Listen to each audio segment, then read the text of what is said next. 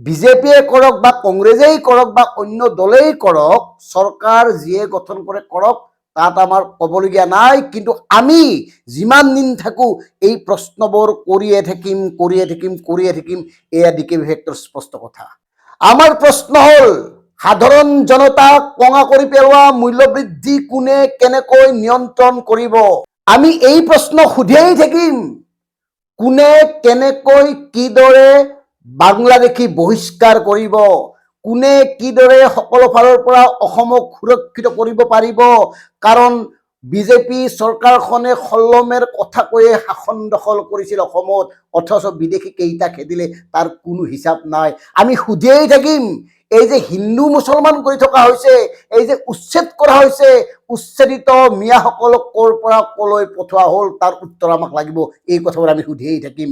আমি কৈয়েই থাকিম যে কাখন আমি কোনো কাৰণত মানি নলওঁ। অসম আন্দোলনৰ ফলত চুক্তি হোৱা অসম চুক্তিক নস্যাৎ কৰি কাখন গৃহীত কৰি যি ধৰণে 2024 চনৰ 31 ডিচেম্বৰলৈকে বাংলাদেশীক অসমত বৰপীৰা পাৰি দিয়া হ'ল, তাৰ বিৰোধ আমি কৰি যাম। এই কথাবোৰ আমি কৈয়েই যাম। বিগত সময়ত ৰাজ্যত 8,000তকৈও অধিক চৰকাৰী মাধ্যমৰ বিদ্যালয় বন্ধ কৰি দিয়া হ'ল। ব্যাপক ৰূপত গঢ়ি তোলা হ'ল মদৰ দোকান। কিয়? ভাল লাইব্ৰেৰী নাই, ভাল বিজ্ঞানাগাৰ নাই, ভাল এখন খেলপথাৰ নাই, ষ্টেডিয়াম নাই, অথচ চাৰিওফালে মদৰ দোকান, বাৰ। ধ্বংস কৰি পেলাইছে ড্ৰাগছে। সৰ্বত্ৰে ড্ৰাগছৰ মুকলি বাহা। ড্ৰাগছ নিয়ন্ত্ৰণ কৰিব পৰা নাই। কিয়? কোনে ক'ৰ পৰা কেনেকৈ ড্ৰাগছ ছাপ্লাই কৰি আছে, এই কথাবোৰ গুৰুত্ব দিয়া উচিত আছিল নে নাই? এই কথাবোৰ আমি কৈয়েই যাম। ৰাজ্যৰ সৰ্বত্ৰে চলি থকা চিণ্ডিকেট ৰাজৰ কথা। কিয় মাৰ্ঘেৰিটা তিনিচুকীয়াত কয়লা চিণ্ডিকেট নিয়ন্ত্ৰণ কৰিব পৰা নাই, অন্যান্য চিণ্ডিকেট নিয়ন্ত্ৰণ কৰিব পৰা নাই? এই কথাবোৰ আমি সুধিমেই।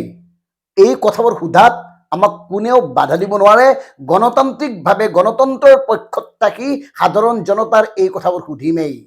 কিয় অসমৰ বিশেষ ৰাজ্যৰ মৰ্যাদা কৰ্তন কৰা হ'ল? কিয় APSCৰ পৰা অসমীয়া ভাষাৰ প্ৰশ্ন কাকত আঁতৰাই দিয়া হ'ল? এই কথাবোৰ সুধিম। এই কথাবোৰ উত্তৰ দিব লাগিব, দিছপুৰত যিয়েই নাথাকক। কাৰণ অসম আৰু অসমীয়াক সুৰক্ষিত কৰিব নোৱাৰা কোনো এগৰাকী ব্যক্তিকে অসম আৰু অসমীয়াই সমৰ্থন কৰিব নোৱাৰে। কিয় অসমৰ খাটি খোৱা লোকে বিনামূলীয়াকৈ চিকিৎসা নাপায়, পৰ্যাপ্ত কত নাপায়, নামত বিনামূলীয়া, ঔষধৰ মূল্য বৃদ্ধি, বিভিন্ন ধৰণৰ পৰীক্ষাৰ মূল্য বৃদ্ধি, বাকী অন্যান্য অস্ত্ৰোপচাৰ জাতীয় কথাবোৰৰ কথা নকলেও ব্যাপক ৰূপত বৃদ্ধি হৈছে স্বাস্থ্য সেৱাৰ মাচুল। তাৰপিছত কিয় স্বাস্থ্য খণ্ডক নিয়ন্ত্ৰণ কৰিব পৰা নাই?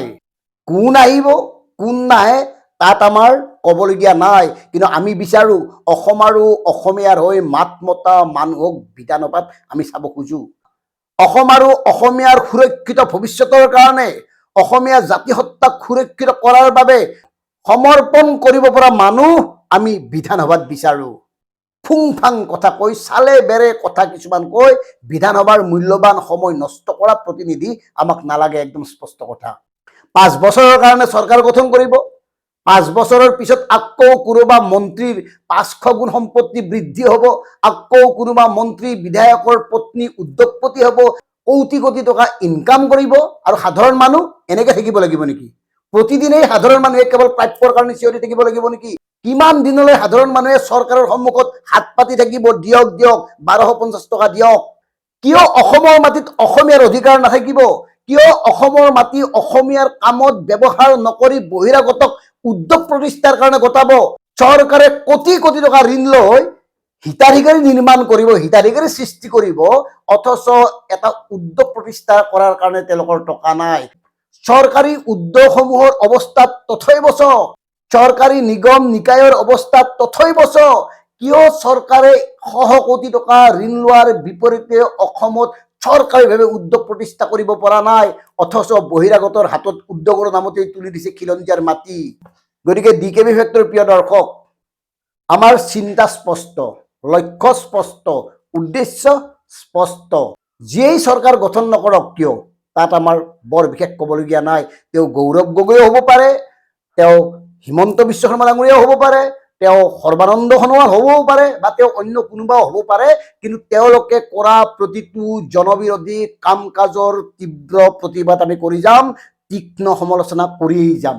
গতিকে আমাক যিসকলে সমৰ্থন কৰিছে ধন্যবাদ, আৰু যিসকলে আমাক গালি পাৰে আপোনালোককো ধন্যবাদ।